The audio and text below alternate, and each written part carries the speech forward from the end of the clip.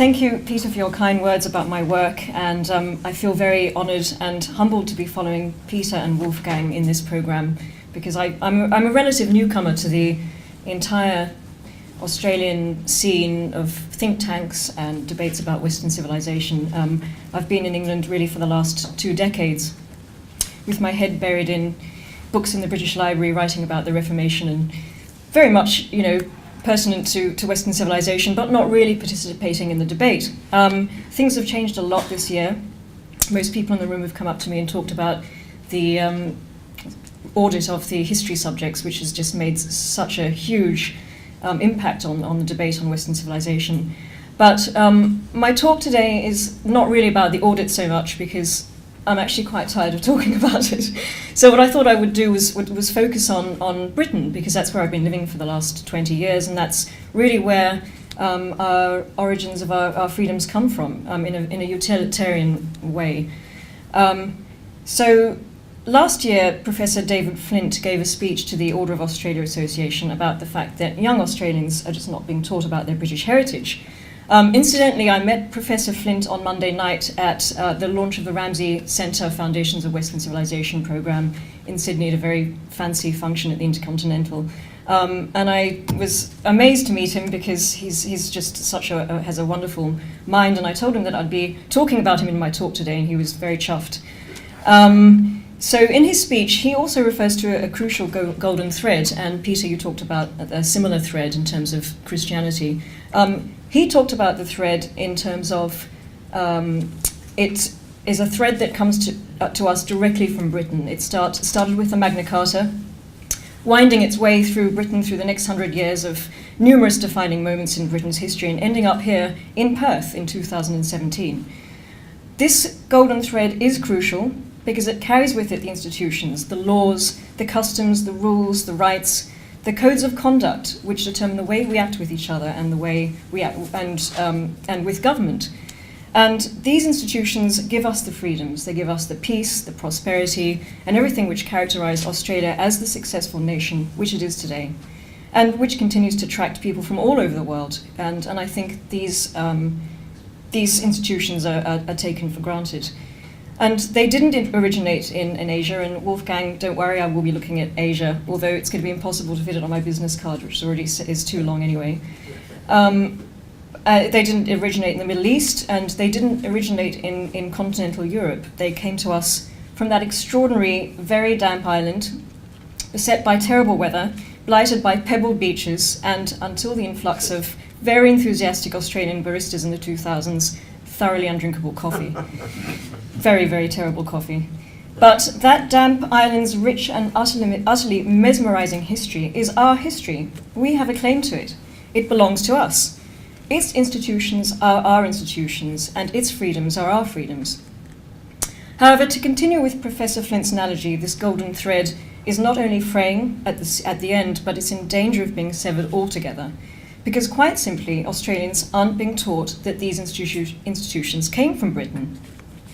Of course, we know teachers and academics have much to blame for this state of affairs. As we're all aware, schools and universities, especially universities, as I discovered recently, are more concerned with peddling climate change and identity politics than they are with explaining to those in charge why they need to know about Magna Carta, the Glorious Revolution, or the Industrial Revolution, for example. Of course, it hasn't always been so. For most of Australia's history, since the settlement, the study of Britain formed the central part of history lessons in schools and universities. From the 19th century onwards, and particularly since Manning Clark popularised Australian history as a specialisation of study in its own right, most accounts of this nation's origins commenced either with the arrival of the first Europeans, the explorers in the region after the 16th century, or the landing of the first fleet in 1788. And a typical narrative of this kind might have commenced with a description of the difficulties faced by the first settlers in New South Wales, and then just leapt through the establishment of colonies in Van Diemen's Land and what is now Victoria, talking about things like arbitrary rule of British governors, the gold rushes, the Eureka Stockade, democracy, federation, Gallipoli, and so forth. These accounts tended to focus on the last 2 centuries in isolation, almost as if no earlier history is relevant to Australia's past. This then changed with Geoffrey Blainey's The Triumph of the Nomads, which he wrote in 1975. Blainey told the story of Aboriginal Australia prior to European settlement, and since then, historians have made sure to emphasise the fact that the colonists who arrived at the end of the 18th century did not settle an empty continent. Blainey has influenced a great many popular accounts of Australian history, which have since incorporated this extended version. But the problem is, while this new approach tells the history of Australian continent, which of course is itself is important, it fails to explain just why the history of Australia as a nation came together as a collection of institutions and culture, and that it didn't suddenly materialise in 1788. You might say that the pendulum has swung far too much the other way. Only a few decades ago, it wouldn't have been necessary to make the case for Australia's debt to Britain. But culturally, economically, internationally, and politically, Australia has since undergone a rapid phase of change. The British Empire is no more, and the United Kingdom's ties with Australia have significantly weakened. Australia has emerged as an independent nation with a distinct culture of its own, and with many people from non-Western nations now calling Australia home, and with the coming of the Asian century, there's been a tendency for many Australians to completely disassociate their country from its colonial past, and instead to emphasise its indigenous heritage and its connections with other nations in the Asian region. It's telling that Asia and Australia's relationships with Asia and Aboriginal and Torres Strait Islander histories and culture were two of the three cross-cultural curriculum priorities emphasised across all areas of Australia's first national curriculum released to the public in 2011. Indeed, the national curriculum only barely mentions any kind of British history at all, with absolutely no attempt to teach children about the institutional links and episodes such as the Civil War, for example. So children are completing their school years with a rudimentary knowledge, if at all, of any British history and why it's important. And if and when they go on to study history at universities, we all know they'll find the history departments wanting. So of the 746 subjects that I looked at taught across the 35 universities, only 17 of those focused on British history, which is just very, very, very bad odds, I would wager. So only 2 of those, a course at Melbourne University and a course at Monash, covered what we think would be a course that you need to know if you're studying British history or any history at all. Interestingly, in response to the audit, Melbourne University's Professor Bernard, who specialises in British history, wrote an article which was posted on The Conversation, saying that he'd love to teach more British history, but there simply isn't the demand amongst the undergraduate population. He also said, as a white male, I can categorically deny that there's no identity politics being taught at Melbourne University. And I don't know if you saw the irony of that, but so his argument that there is no demand, I think, is fallacious. How does the undergraduate population know what it wants or it doesn't want if it's lacking the knowledge in the first place? If students are being deprived of British history at school, or they're not hearing about it at home and they're not hearing about it in the public sphere, how could they possibly know what they're missing out on and thus reject once they get to university? Well, I can tell you that they're missing out on an awful lot. I'm currently reading The English and Their History by Professor Robert Toombs. I don't know if any of you are familiar with Robert Toombs, but he's one of the only 2 Cambridge historians from the entire faculty who publicly backed Brexit in 2016. And he based his arguments on his extensive knowledge of both the history of Britain and Europe.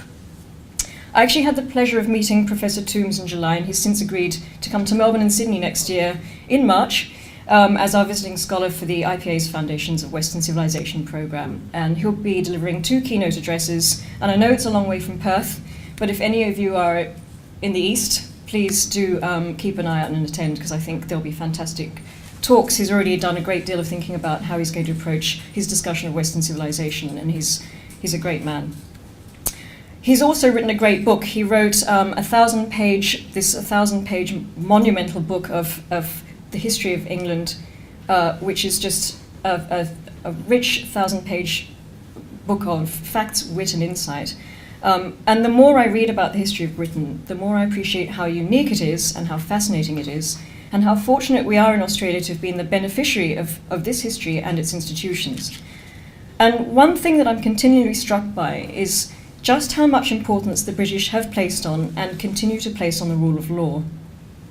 The rule of law, of course, has a multitude of definitions, but what I'm referring to here is specifically is that everyone, including citizens and the government, is bound by and entitled to the benefit of the laws.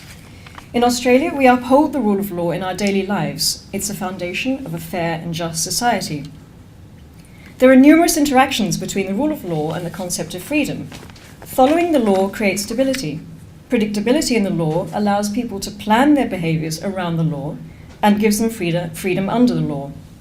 And of course, that freedom opens the way for creativity, ingenuity, problem solving, building, improving our quality of life, and creating prosperity, all the things that the West has excelled at and continues to excel at.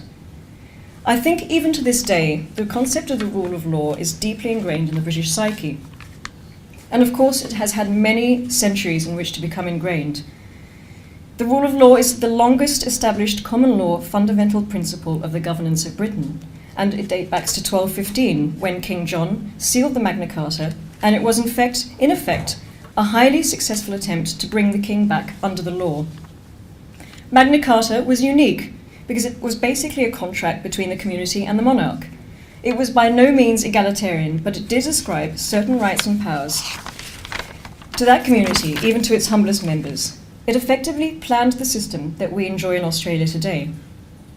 As early as 1300, the British already had a strong sense of the importance of the rule of law. They understood that the laws, rights, statutes, and property were all inherited, that they came from the past and that they needed to be upheld in order for society to function and prosper. And this point, I think, can be illustrated using the example of the plague. So when the Black Death arrived on the shores of Britain in the 1340s, it swiftly wiped out half the population. And because there was no immunity, 80% of the people who contracted it died within a couple of hours. Yet, society didn't collapse. It was shaken, but it didn't collapse. And even though half the population of London died, recent excavations of a cemetery in Smithfield showed that the bodies were buried neatly in individual graves rather than being tossed into mass pits.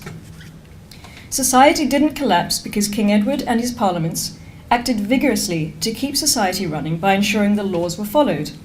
They did everything in their power to maintain the rule of law. And as they understood it, it meant requiring people to work, fulfill their obligations, and keep things as they had before. Royal courts acted to enforce agreements and payments of debts and to maintain quality of workmanship. During this period, flexible ad hoc decisions, what would develop into equity law, one of the characteristic features of British and Australian legal practice, was born.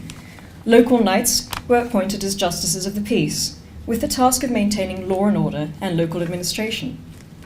Remarkably, and this is something I didn't know, the plague also created the opportunity for prosperity and greater freedom.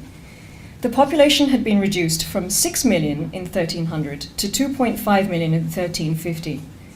Those tenants who had survived threatened to leave the land unless rents were reduced and feudal obligations were dropped. So the Black Death accelerated the end of serfdom in Britain, but on the continent it continued for another 400 years. In Britain, workers enjoyed greater freedom, moving between jobs. Young people, particularly women, were able to live independently of their parents and delay marriage and even choose their own partners. In short, society became more restless but much freer. The next 3 centuries in Britain saw momentous change. The British freed themselves from the bronze of lordship, from some of their monarchs, from the culture that predominated since the Norman conquest, from the church, and from each other. At the same time, society had to cope with wars, social and economic catastrophes, famine, plague, and massive depopulation. But during all this upheaval, neither the existence nor the unity of the nation, nor the function of its institutions was never seriously threatened. The worst civil violence in the country was always shut down, and the rule of law constantly restored. In 1600, Sir Edward Coke, English barrister and politician, resurrected the largely forgotten Magna Carta and declared it to be the fountain of all the fundamental laws of the realm and the restitution of common law. It could be argued that it was this time, in the 17th century, that the instinctive belief that the law is, or should be, more than just a collection of executive orders and directives, came into being. The concept that the law and rights embody intangible and permanent values was also established during the century, which saw the rule of law become central to British ideas of freedom and civilization. And of course, this rule of law was transported directly to us in 1788, when just over a century later, they founded the colony of New South Wales. Somewhere on board one of the 11 ships of the First Fleet, and buried amongst the 747,000 nails, 12 ploughs, 44 sheep, 307 pairs of women's shoes, and 700 wooden bowls, was a chest of books. And within that chest there was a complete set of Blackstone's Commentaries on the Law of England. Arguably the most important treatise in the British legal canon, these volumes were key to crafting a new egalitarian vision. Blackstone explained the common law and its evolution with such clarity that even a layperson with no legal training would be able to understand it. Incidentally, ease of comprehension of the law is one of the first 8 sub-rules of the rule of law devised by Lord Bingham, eminent judge and jurist who died recently in 2010. The law, he stated, must be accessible and, so far as possible, be intelligible, clear, and predictable. Just 6 months after the First Fleet arrived, Blackstone's commentaries were taken out of their case and consulted, when the new court heard its first civil case under English law. The case involved 2 convicts, Henry and Susanna Cable, who successfully sued the captain of the ship for a missing parcel. Thus, 2 convicts were vocal but unwitting participants in the establishment of the rule of law in the colony of New South Wales. This is fascinating history. You and I know it's fascinating history, and 45,000 people who've now watched the films that Saul and I made on the rule of law, the Cables, the Magna Carta, and the Eureka Stockade, also know it's fascinating history. I think Professor Bernard is quite wrong. Australians do want to know about the origins of their freedoms. It's just a matter of education.